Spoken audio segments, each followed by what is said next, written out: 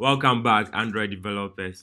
So far, we've built individual views and made them interactive. But what if you need to display a long list of items, like a contact list, a to-do list, or even quiz questions? That's where RecyclerView comes in. In this episode, we'll demystify RecyclerView step by step, and by the end, you create your own list-based application. What's RecyclerView? So RecyclerView is a view group that displays a list or a grid of scrollable items. When you have a long list of items to show, you can use RecyclerView. RecyclerView has the ability to reuse its views. When the view goes out of the screen, it won't be destroyed. Instead, the view will be reused. Hence the name RecyclerView, because it reuses or recycles views that are no longer visible, giving them a new purpose for upcoming items as you scroll. This feature helps in reducing power consumption and providing more responsiveness to application. Before we jump into code, let's quickly understand the key components of RecyclerView. So the RecyclerView is made up of four main components. First is the RecyclerView, which is the container that holds the entire view. It's actually a view group that you can use in your layout. Then we have the adapter. The adapter connects data to the RecyclerView. Then we have the view holder, which is a container for the individual item in the list. Then we have the layout manager, which defines how the layout is arranged on the screen, whether you prefer a list or a grid. So this is how it works. You have your data source, whether from the network or local database. Then you connect the data to the adapter. So the adapter prepares the data and also creates the view, then binds the data to the view and gives to the RecyclerView. So for the layout managers, we have three main layout manager, which is the linear layout manager. This is how the linear layout manager looks. And we have the grid that shows items in a grid. It is used in your gallery. You see that your phone gallery, the images are in a grid format. And then we have the other one called a staggered layout manager. It looks the same like the grid, just that it is disorganized a little bit. Please take some time, just 2 seconds, to subscribe to this channel if you like what I'm doing and you want to support my efforts to encourage me to push the videos out there. The more you subscribe and like and interact with the channel, that's where YouTube will go ahead and recommend the channel to others. So just take 2 seconds to subscribe, like the video. Thank you. To use RecyclerView in your app, you follow this simple step. We are going to implement a RecyclerView by displaying a collection of viewers of my channel. We will take their name, photo, and engagement. You will come to your project, you right click, and then create a new activity. Select empty view activity. Name it watches activity. And then select launcher activities. So when we start the application, we want to start this activity. Come to the Android manifest.xml. Now we have two launcher activities. So when the application launches, it will launch the main activity and then launch the watches activity. We don't want that. So remove this intent filter. In order to show images from internet, you need a third-party library to do that. There is this library called Coil. It's an image loading library for Android. I'll leave the link in the video description. So whilst you are on this page, select Getting Started. We have the dependency for Compose as well as the Android view. So select this Android view. Copy this there. Paste the library. Then you click on sync. Now let's define our data class. We want to connect the data to the adapter. So the first thing is we should get our data. So to get the data, we create a data class. So right click here to create a new class. Select data class. Name it watcher. So inside this class, we define our properties.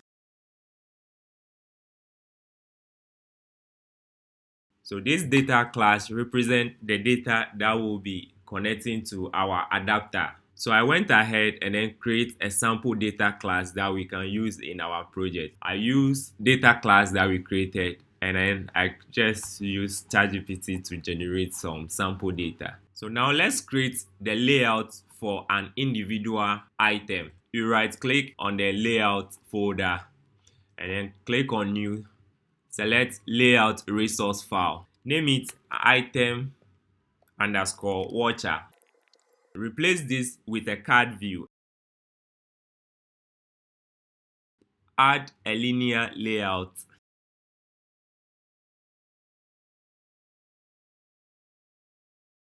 Set the orientation to horizontal. Make the card view wrap content. Then inside you add your image.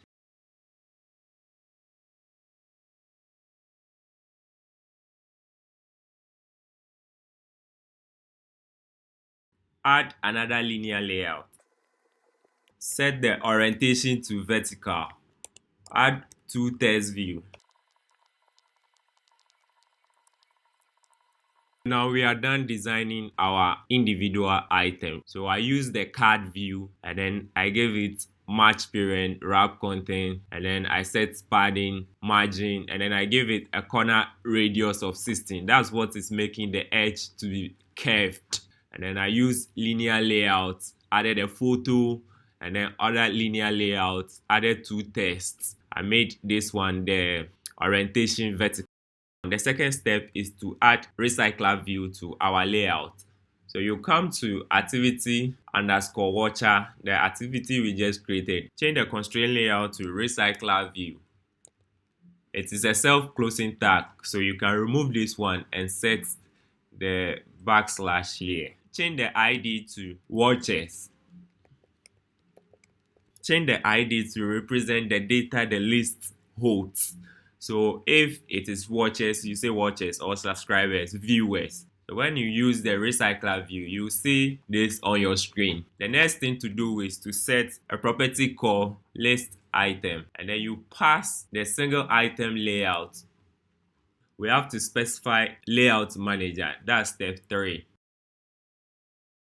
And then you have the option between the linear layout manager, target grid layout manager, and then the grid layout manager. The linear layout manager, this is how it looks.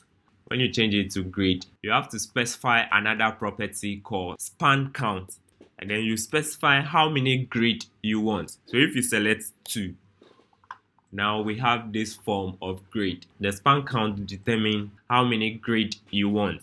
So if I change it to 4, I'll have this. If I change it to 3, I'll have this. So for now, we'll stick with the linear layout manager. The next thing to do is to create a view holder, and then we'll create adapter. So go ahead, right click, create a new class and name it watcher adapter. You have to extend a class called list adapter. The list adapter expects 2 things. First, your data, and then secondly, your view holder. Pass the data class watcher, and then the second thing is the view holder, which we'll call watcher view holder. You have to import the list adapter class. Here you have to pass another class that we'll call watcher div. So we are seeing these red signs here because 1, we don't have this view holder. It's a class, we've not created it yet. And secondly, this watcher div, we've not created it yet. So let's start with the view holder. To create the view holder, you put your mouse on it. You get the option to create a class, the view holder class. Select the last one, which says class watcher. This creates the class for you inside the adapter class. It has to extend a class called RecyclerView, RecyclerView.viewHolder. You have to pass the layout to it. So you do that by creating a variable.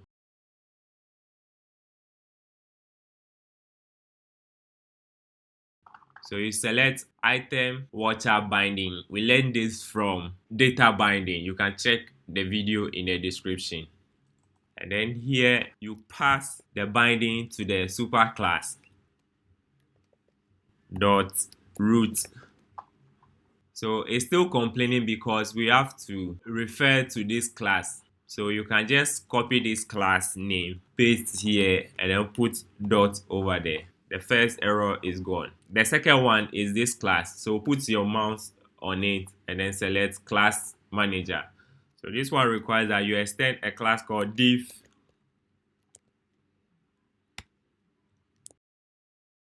and then you pass the data class to it.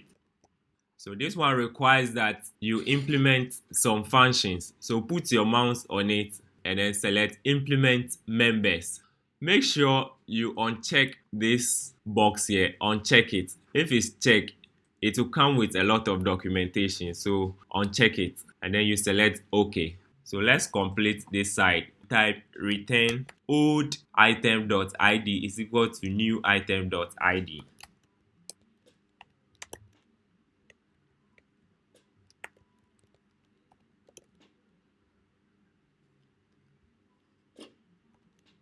So you copy this and then paste the same thing here, but this time around you remove the ID.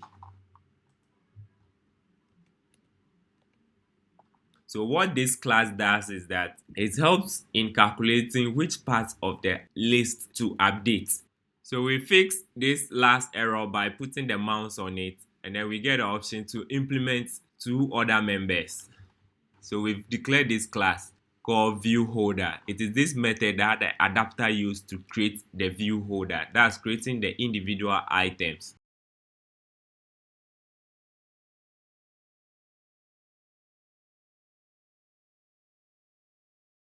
So create this variable, pass the item binding that we created to it, and then pass these parameters. And then you return view holder class and pass variable view to it. The last one is the binding. So this is where the actual data binding is happening. So the adapter creates the view holder. So the view holder is actually a wrapper for this item. The adapter uses this method to create each individual item and then use this method to bind the data to the view created. So to bind the data, this is how it's done. So this is how we bind the data. For now, we need this method in the view holder in order to set the data to the views.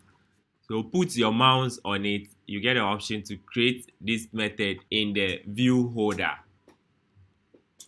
So select watcher. So we set the data to the view here by calling binding.watcher name. Set the text equals watcher.name. We do the same for the engagement. The last one is the image. Use a method called load. So this load method is coming from the library that we added to our project. So you use load and then you load the URL, which is watcher.photo URL. We are done with the adapter. We created the adapter class. We extend list adapter, pass the data class to it, and then we also pass the view holder and then the div for calculating the differences between the item. And then we created the view holder, which we pass the item to it. And then inside the view holder, we set the data to the views. Then we override this method that actually creates the views and then binds the data to it. The good thing about this adapter is that you can copy this class and then keep it somewhere. Anytime you want to show a list, maybe a list of restaurants, you just have to change the data class to restaurant, and then probably the name you change it to restaurant adapter, restaurant view holder, and then restaurant div. Then you are good to go. So the way we create adapter, it is always the same. The last thing to do is to set the adapter on the view holder. So that we do it inside our activity. Here we'll create a variable for the adapter. Initialize it here by calling watcher adapter. The next thing to do is to connect this adapter we created to this list, the recycler view. So it has a property called adapter. So you select that one and then you set equal to watcher adapter. Then the last thing you need to do is to pass your data. So you call this method called submit list and then you pass your data to it. So I'll copy watchers list and then pass it to this method. We can test it. Wow, awesome. So now we have scrollable list. We have one issue. When you look carefully, you see that the images are not loaded. The images is not loading because we have to enable internet permission for the application. To do that, you come to your manifest and then at the top, just above the application tag, you type uses permission and then you select internet. So just add this line to your code in order to enable internet permission for your application. And this is how we do for other permissions like location permission, camera permission, and all those stuff. You enable them in your manifest. So we have to run the application again. So now our image is being displayed. So this is how you show the list. We can add a click listener where when you click, you navigate to maybe a detailed screen. So let's try adding a click listener to it. To add a click event, the first thing you have to do is you come to the adapter class. Just in front of it, you add a bracket and then create a lambda function for the event on watcher click. So it's just a variable that you assign a lambda function to. So you can copy this lambda function, add it to the parameter for the view holder. And then you copy the variable name, pass it in the onCreate view holder.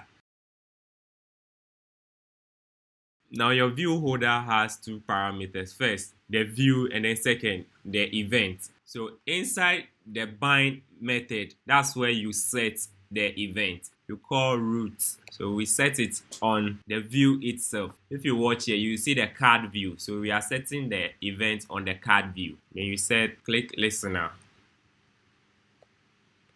Then you call this variable. You call it here and then you pass the watcher to it. So to add an event to the item, you come to the adapter class and pass a lambda function. If you don't understand lambda function, check my Kotlin playlist where I explain what a lambda function or a function is. So you pass a lambda function and then you pass the same function to the view holder. Then when you call the view holder in the onCreate view holder method, you have to pass the same event to it. And then inside the view holder, in the onBind method, you set the event on the root, that's the actual card view. You set it by calling set on click listener and then passing the function with this argument watcher. Now inside your activity, the watcher adapter will be expecting that function because it's an argument. So wherever you call it, you have to supply that function. So to do that, you come outside this method, open and close a curly bracket, and then we'll just make a toast. We need the watcher. So that's how you get a watcher.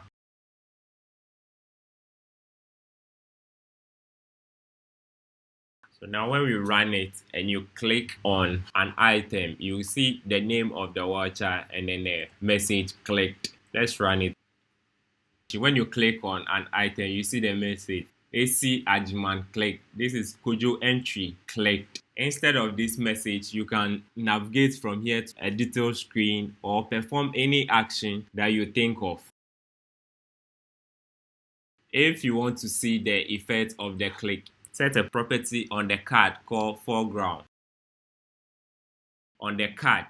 So when you click, you see now we have that repo effect. So you've just seen how to create RecyclerView to display dynamic lists in your application. So I'll leave a link to the course files in the description. So when you come here, the project name is Kotlin Android Basics, and you have the branches. So it is based on branches from where we started, and then every episode I'll be adding to this project. So I'll be creating more branches that represent every episode. And when you come here, you have a link to all the playlists.